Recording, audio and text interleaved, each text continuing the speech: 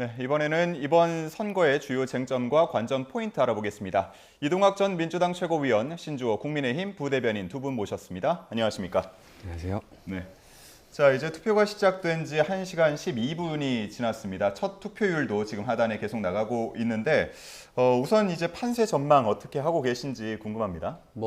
일단 선거 초반에 국민의힘이 워낙 무너져 있었고 공천 과정도 제대로 되지가 않았잖아요. 심지어 공천관리위원장이 중간에 자기가 그냥 호남으로 가서 출마하겠다고 가버렸고 공천관리위가 엉망이 됐었는데 그런 과정에서 구도 정리가 좀 잘 안 됐었어요. 그래서 민주당이 압승할 거다 초반에 그런 이야기가 많이 나왔습니다만 오히려 그것이 뭔가 오만 프레임에 걸려고 했었던 그런 것 아니냐. 그래서 저희들은 몸을 낮췄고요. 지금까지도 겸손한 기조로 왔는데 결국에는 막판에 와서는 경합 지역이 한 4-5군데 정도로 지금 보고 있습니다. 그래서 그 지역에서도 호소를 하고 있는 것이 일단 기본적으로 일자라는 이재명 정부와 함께 결을 맞춰서 일자라는 지방 정부를 만들어 보자라고 하는 게 있고요. 또 하나는 국민의힘이 여전히 지금 윤어게인 기조를 유지하고 있는 당대표가 이 전체적인 기조를 지금 주도하고 있거든요. 그런 측면에서 그러한 것들을 명확하게 심판해야 된다라고 하는 메시지를 주면서 이 국민 여러분께 호소드리고 있고요.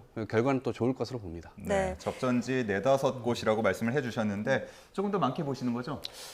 일단 기본적으로 민주당이 지지난달에 15대 1로 이길 수 있다라는 오만한 모습을 보였기 때문에 상대적으로 국민의힘을 지지하시는 분들이 굉장히 분노하고 있다. 게다가 이재명 대통령의 죄를 없애려고 하는 공소취소 특검, 그것을 발의하지 않았습니까?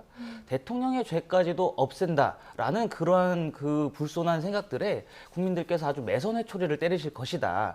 게다가 이재명 대통령이 일 잘한다라고 말씀을 하셨는데요. 대통령은 일을 잘할지언정 각 지역에 나온 광역단체장 후보들은 초짜인 후보들이 너무나도 이번에 여실히 드러나지 않았습니까? 현역 단체장으로서 굉장히 관록 있는 국민의힘 후보들을 향해서 각 지역에 계신 유권자들의 민심이 모이고 있다. 그렇기 때문에 지금은 굉장히 접전지가 많이 는 상황이고 오늘 이제 저녁 자정까지 지켜봐야 되겠습니다만 국민의힘이 생각보다 더 좋은 성과를 얻을 것이라고 저는 확신합니다. 네, 사전투표에도 최고치를 기록했습니다. 그만큼 많은 분들이 이번 선거에 많은 관심을 가지고 있다는 뜻일 텐데요. 유불리는 어떻게 전망하세요? 글쎄요, 사전 선거로 유불리를 볼 수 있을지 모르겠습니다. 왜냐하면 어쨌든 본 투표에서 투표율이 좀 더 많이 올라가가지고 전체 투표율에서 55% 이상 되면 그래도 좀 민주당이 유리하지 않을까. 왜 그러냐면 집권 초기잖아요. 이재명 대통령께서 지금 나라를 정상화시켜가고 있고 외교, 안보, 경제 이런 것들에 대해서 철두철미하게 지금 공개 회의까지 해가면서 국민들이 도대체 왜 이 국정이 안 풀렸었던 거지 그동안. 근데 이재명 대통령 정부 들어와가지고 실제 그런 것들을 다 온라인을 공개하고 있습니다. 네. 그러다 보니까 국민들께서도 국정에 대한 관심도 많고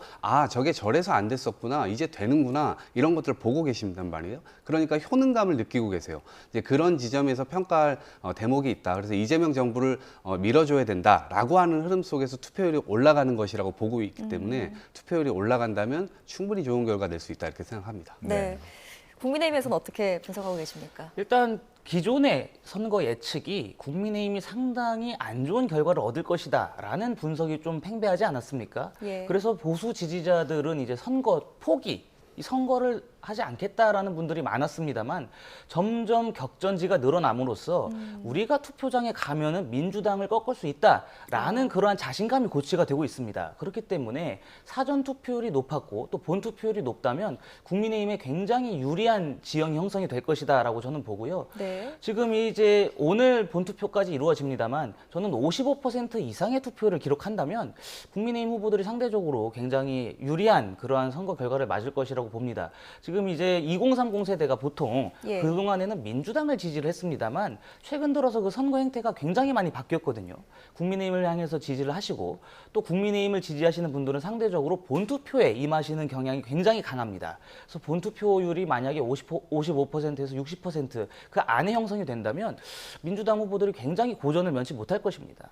예, 똑같이 55%를 말씀하셨는데 유불리는 각자 다른 의견을 주셨습니다. 자, 이번에는 재보궐선거 14곳까지 치러지기 때문에 미니 총선이라고 불리기도 합니다. 이 결과에 따라서 또 국회 분위기도 이후에 달라지겠죠? 뭐 그렇습니다. 그런데 지금 민주당이 일단 다수당이기 때문에요. 그런데 이번 선거에서의 민심이라고 하는 것, 그리고 지역적 특성이 좀 반영될 것이기 때문에 그것만으로 모든 걸 다 볼 수 없다라고 이제 생각을 하고요. 전체적인 큰 틀에서 변화되는 건 없을 겁니다. 이재명 정부의 국정 기조는 그대로 갈 것이고요. 개혁이라든가 이런 것들을 굉장히 앞세웠는데 그것에 대해서 일단 지방선거 전체에서 승리하게 된다면 개혁 동력을 확실하게 확보하게 될 겁니다. 그래서 지금 저희가 지방선거 전에도 개헌 얘기도 했었고 실제 그 이후에 5극 3특이라고 하는 지역 특성화 공약들을 막 내보내고 있는데 그 부분과 관련돼서는 힘을 훨씬 더 받게 될 거예요. 특히나 부산의 경우는 저희가 북극 항로 열겠다라고 해서 20년, 30년 뒤에 미래까지도 지금 제시를 하고 있는 상황입니다. 이제 그런 것들이 좀 힘을 받게 되면서 실제로 지역에서는 상당히 많은 이 행정의 효능감을 느낄 수가 있다. 이제 이번 선거로 그렇게 될 것이고요. 그다음에 이 보궐선거의 경우는 국회의 구성이 전반적으로 크게 변하는 건 아닐 겁니다. 지금 14석 정도이기 때문에. 근데 그 중에서도 상당 부분은 또 민주당 후보들이 이길 것으로 예측이 되고 있기 때문에 지금의 국회에서의 든든한 뒷받침 이런 것들은 계속될 것이라고 생각합니다. 네. 야당에서는 정권을 견제하자, 그리고 지금 폭주를 막자라는 기치로 지금 선거에 임하고 있는 거죠. 일단 그렇죠. 이번 선거마저 만약에 지방선거 혹은 지방선거와 동시에 열리는 보궐선거에 마저 민주당의 압승으로 끝난다면 이 민주당이 그동안에 벌여왔었던 폭거, 이게 얼마나 극심해질지 상당히 우려를 하지 않을 수가 없는 상황입니다. 그렇기 때문에 이번 지방선거와 또 동시에 열리는 보궐선거에 굉장히 많은 이목이 집중되지 않았습니까? 저는 평택을과 부산 북갑의 선거 결과에 따라 범여권, 범야권에 굉장히 극심한 혼란이 생길 수도 있다, 이렇게 예상을 합니다. 네. 특히 평택을 같은 경우에 조국 대표가 당선된다면 민주당과의 합당 과정, 그런 것들이 굉장히 또 주요 화두로 오르지 않겠습니까? 그런데 합당하기 전에 이번 보궐선거 과정에서 서로 너무나도 극심한 갈등을 노출시켰고, 또 관련해서 각 당의 지지자들이 선거 이후에 서로를 향해서 품을 수 있겠느냐라는 의심이 좀 많은 상황이죠. 마찬가지로 부산 북갑 같은 경우에 하정우, 박민식, 한동훈 세 후보 중에 누가 당선이 된다 하더라도 범야권에 굉장히 큰 정치 혼란이 올 수밖에 없습니다. 특히 한동훈 전 대표가 만약에 의회에 입성하게 된다면 범야권에서 이 이후에 우리가 어떤 노선을 통해서 보수를 재건할 것인지에 대한 그 심도 있는 토론, 그러한 논의가 오고 갈 것이기 때문에 아마 평택을과 부산 북갑의 선거 결과에 따라서 정계 개편 과정도 이루어지지 않을까 예상해 봅니다. 예. 자, 이제 뭐 격전지도 좀 알아봐야 할 것 같은데 우선 서울 얘기를 안 할 수가 없습니다. 서울 시민분들뿐만 아니고 전국에서 지금 주목하고 있는 곳 중 하나거든요. 어떻게 예상하십니까? 우선 서울은 수도라고 하는 상징성이 있고요. 그다음에 오세훈 시정이 굉장히 무능했다, 심판해야 된다라고 하는 심리가 전 굉장히 크다 봅니다. 처음부터 끝까지 정원호 후보가 안전특별시 굉장히 강조해 왔잖아요. 이 부분과 관련돼서도 굉장히 선거 과정에서 설화가 많았습니다.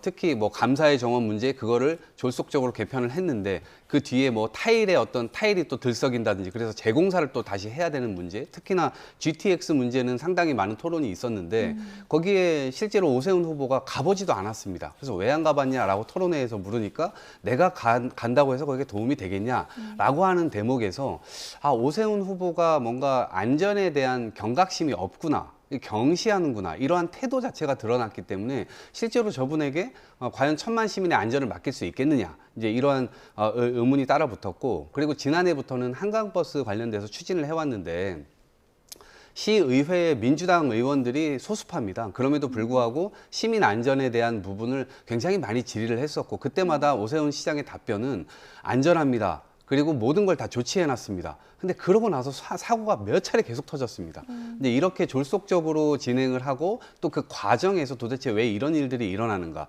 이런 문제 인식을 가질 수밖에 없기 때문에 서울 시민들의 어떤 이 판단 기준은 안전한 서울을 만들 수 있냐 없냐, 그리고 당연히 그 후보가 비전을 갖고 있냐 없냐, 작은 일을 소중히 하냐 안 하냐, 이제 여러 가지가 있을 텐데 그 중에서도 안전 굉장히 중요한 바로미터이기 때문에 아마 그러한 관점으로 투표를 하게 된다라고 했을 때는 정원호 후보의 낙승을 예상합니다. 네, 오세훈 후보를 보는 어떤 무능함을 저격을 하셨는데, 네, 오세훈 후보는 또 반대로 정원호 후보의 어떤 그 이재명 대통령의 허수아비가 될 것이다, 이런 이야기를 또 했더라고요. 무능한 건 정원호 후보가 무능한 거 아닌가요?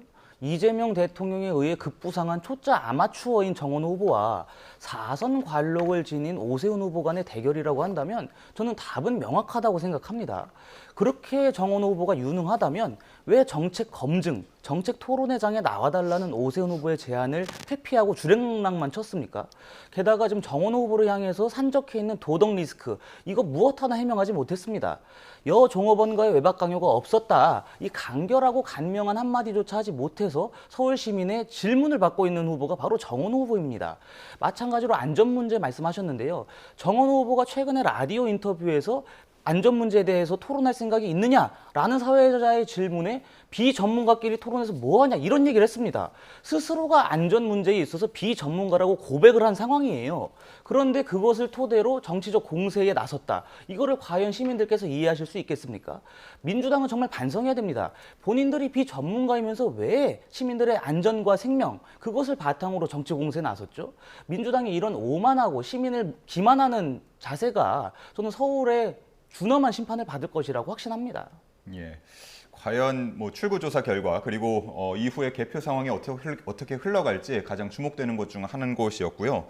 부산시장은 어떨지 궁금합니다. 초접전 판세 속에서 선거운동이 열띠게 펼쳐졌는데요. 뭐 이제 어제까지 일단 절실하게 호소를 드렸고요. 전재수 후보의 경우는 사실 선거 시작도 하기 전에 일을 일정 부분 맞춰놓고 시작했어요. 그게 뭐냐면 해사법원법 통과됐거든요. 그래서 부산에 결국 해사법원이라는 거 하는 것을 이 엄청난 행정기관을 하나 만듭니다. 그리고 10조 원을 하고 있는 HMM이라고 하는 기업도 이전하기로 했고요. 그리고 해수부도 이전하기로 결정을 다 해놨습니다. 그래서 해양강국이라고 하는 해양 도시의 심장을 부산에다가 만들겠다라고 하는 것. 그리고 제가 아까 언급했던 북극항로 20년, 30년. 이게 부울경 지역의 먹거리뿐만 아니라 국가의 경쟁력을 좌우하게 되는 그러한 경쟁력을 부산 지역에다가 사실상 굉장히 많이 투입한 상태입니다. 그렇기 때문에 일정 부분 일을 많이 해놓고 성과를 가지고 시작을 한 것이기 때문에 박형준 후보에게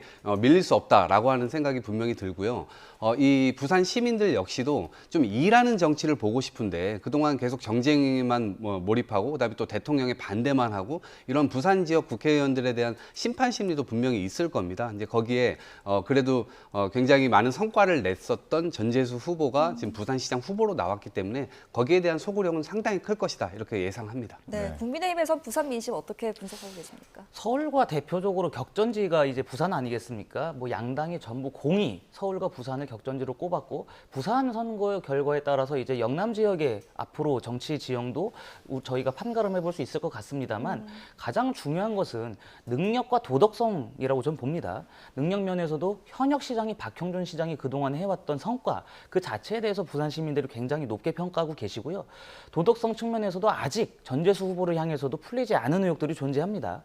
토론 과정에서 까르띠에 시계를 받았느냐 안 받았느냐 그것에 대해서 명쾌한 해명 하나 제대로 내놓지 못하고 대답을 피하는 모습을 보이지 않았습니까? 그런 것들로 미루어 짐작했을 적에 결국에 부산시장 선거에서도 국민의힘 후보들을 향해서 그 표가 집약이 되지 않을까. 그렇게 해서 현역 시장이 박형준 시장에게 우리가 한 번 더 부산의 행정을 맡겨서 부산 발전을 앞장서서 할 수 있게끔 그런 힘을 실어주시지 않을까 예상해 봅니다. 예. 다음 격전지 알아보기 전에 부산에서는 북구 앞 국회의원 보궐선거 결과도 주목하고 계시죠? 저는 하정우 후보가 이길 것이라고 예측을 해봅니다. 왜 그러냐면 처음에는 뭐 초보 프레임이다 뭐다 이렇게 이제 공격을 많이 해왔고 실제로 이제 그런 프레임이 먹혔던 부분도 있었던 것 같습니다. 그런데 선거가 이제 중반으로 치달으면서 상당히 본인의 어떤 노출도를 높이고 지역 주민들과 악수하고 끌어안고 이 본인의 어떤 정책을 설명하고 하는 과정에서 상당히 많은 신뢰가 쌓였다. 그리고 토론회를 기점으로 잘하네 한동훈한테 밀릴 줄 알았는데 오히려 한동훈을 밀어버리네 이러한 모습들을 보게 되면서 야무지다라는 평가가 상당히 많았고 전재수의 뒤를 이어서 한번 맡겨봐도 되겠다 이런 신뢰감이 굉장히 많이 쌓였던 것 같습니다. 그리고 마지막에는 부산의 국회의원이 18명입니다. 그런데 전부 다 국민의힘으로 지금 17명이 되어 있어요. 그 한 자리를 지금 뽑고 있는 거거든요. 그런데 모두가 다 이재명 대통령에 반대하고 전재수 시장이 혹시라도 당선된다면 뭔가를 하려고 할 때 그거를 또 다 반대하고 당파적 논리에 의해서 안 된다만 외치면 결국에는 부산 경제도 어떻게 되겠습니까? 그리고 대통령의 어떤 이 행정의 권한 자체가 어떻게 되겠습니까? 이제 그래서 중앙과 다이렉트로 연결할 수 있는 국회에서 역할을 할 수 있는 하정우의 역할이 굉장히 중요하다. 그래서 한 명 정도는 반드시 국회로 보내달라 이런 호소드리고 있고요.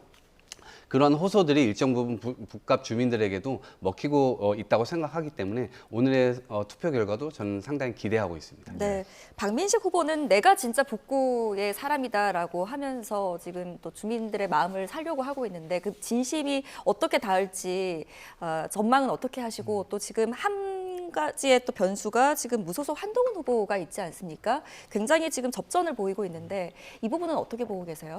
일단 이 지역에서 전재수 전 장관이 다선을 할 수 있었던 가장 큰 이유는 유권자에게 굉장히 밀접하게 다가가는 그러한 스킨십이었습니다. 근데 그러한 스킨십은 정치를 하루 이틀 해서 생기는 게 아니거든요. 근데 하정우 후보는 지금 상대적으로 부산 현지에서 굉장히 그 시민들의 눈에 안 보인다라는 평가가 존재하는 걸로 알고 있고 실제로도 시민들과 이렇게 만나는 그런 모습들이 굉장히 자기적이게 좀 봤습니다. 그래서 전재수 전 장관이 갖고 있었던 그런 능력에 비해서 훨씬 더 모자란 면모를 보여주고 있기 때문에 하정우 후보의 진가가 상대적으로 덜 발휘되고 있다. 그런 측면에서 저는 범야권 후보들 중에 한 분이 승리를 할 것이라고 보는데요. 일단 이 지역에서의 한석은 저는 단순한 한석의 의미를 뛰어넘는다고 생각합니다. 하정우 후보는 이재명 대통령이 픽해서 부산에 내려간 것이고 민주당도 삼고초려를 해서 그 지역의 후보로 내세운 거 아니겠습니까? 그런 만큼 하정우 후보의 낙선이 되는 그 순간 정권을 향해서 견제할 수 있고 차기 총선과 대선에서 승리할 수 있는 교두보를 좀 마련할 수 있다고 확신합니다. 그런 측면에서 하정우 후보를 막기 위한 범야권 후보들의 지금 선거 캠페인이 상당히 잘 진행이 되고 있다. 그래서 오늘 저희가 결과를 지켜봐야 되겠습니다만 하정우 후보가 떨어지는 그 순간 이재명 정권을 향해서 부산 시민들, 그 더 나아가서는 국민들께서 아주 준엄한 회초리를 내리신 것이기 때문에 이 지역에서는 반드시 범야권 후보들 중에 한 분이 당선돼야 됩니다. 네. 예. 자, 그리고 뭐 양당에서 빼앗길 수 없는 곳들 중 한 곳이 대구 그리고 전북이 아닐까 싶은데 반대로 한번 여쭤보겠습니다. 대구는 어떻게 보고 계십니까? 저도 김부겸 후보 생각만 하면 짠해요. 그리고 대구 지역에서 김부겸의 뭐 인물 경쟁력에 대해서는 이론의 여지가 없을 겁니다. 그리고 민주당에서 낼 수 있는 최선의 역량을 가진 후보라고 자부하고요. 대구 경제를 살릴 수 있냐 없냐 이 선거 초반에 그러한 얘기들을 많이 했습니다. 지역 내 총생산이라고 하는 GRDP 이 수치가 30년이 넘는 기간 동안 대구가 꼴찌였습니다. 근데 그 부분을 국민의힘 후보들에게 계속해서 기회를 줘왔는데 본인들이 권력만 누리고 실제로 대구 경제를 살리기 위한 노력 같은 것들을 안 했단 말입니다. 그리고 지금이 오히려 야당이 됐어요. 근데 야당이 됐는데 이재명 대통령과 함께 뭔가 결을 맞춰가지고 지역 발전을 이룰 수 있다? 이거 어불성설이잖아요. 더더구나 추경호 후보가 갖고 있는 포지션이 또 그래요. 본인이 경제부총리를 윤석열 정권에서 했습니다. 그때도 사실상 또 아무것도 안 했습니다. 그런데 이제 와가지고 다시 표를 달라. 그럼 내가 대구 경제를 살려보겠다. 그게 앞뒤가 안 맞는 거거든요. 그런 점에서 김부겸 후보를 인물 경쟁력뿐만 아니라 집권 여당의 강력한 힘을 가지고 아주 절실하게 호소를 하고 있기 때문에 대구 시민분들께서도 이번만큼은 이념이나 정치 이런 것들을 앞세워서 보는 것이 아니라 실제로 이 일을 할 수 있는 후보로 인식을 하고 뽑아달라 그 말씀을 드리고 있습니다. 시간 관계상 저희가 전북 얘기는 못 들을 것 같고 대구 어떻게 보시는지 마지막으로 듣겠습니다. 저는 개인적으로 이제 어젠가요? 그 선거운동에서 추경호 후보와 김부겸 후보 두 분이 만나서 포옹을 하는 그 그림이 연출이 됐더라고요. 네. 그 대구에선 지금 서로 간에 네거티브 공방도 없고 고발도 없다고 하는데 그러한 선거 풍토가 좀 굉장히 부러웠습니다. 그러한 것들을 좀 다른 지역에서도 본받을 필요가 있다라고 보고 선거 자체만 두고 보면은 초반에는 김부겸 후보가 좀 앞서는 형국이었습니다만 결국에 보수 결집이 이루어지고 있다. 특히 박근혜 전 대통령이 대구에서 그래도 아직 정치적 위상이 존재하시는 분이기 때문에 박 전 대통령이 적극적으로 나서서 추경호 후보를 향한 지지를 호소한 상황이어서 추경호 후보를 향해서도 보수 결집이 이루어지고 있다라고 보고요. 이 지역에서는 사실 민주당 후보가 여론조사에서 두 자릿수 이상으로 앞서야 그나마 승산이 있다라는 평가가 많았습니다. 근데 최근에 이제 들어오는 여론조사들을 보면은 김부겸 후보가 앞서도 소폭 앞서거나 혹은 추경호 후보가 역전한 것들이 굉장히 많은 상황이기 때문에 투표함을 열어봐야지 알겠습니다만 결국에 대구 시민들은 여기서마저 무너지게 되면 국민의힘 보수가 설 자리가 없다라는 그러한 심정으로 투표에 임하실 것이라고 보고 있고 김부겸 후보께서 굉장히 노력을 하셨지만 결국에는 추경호 국민의힘 후보가 당선될 것으로 봅니다. 네, 여기까지 듣겠습니다. 두 분 다 감사합니다.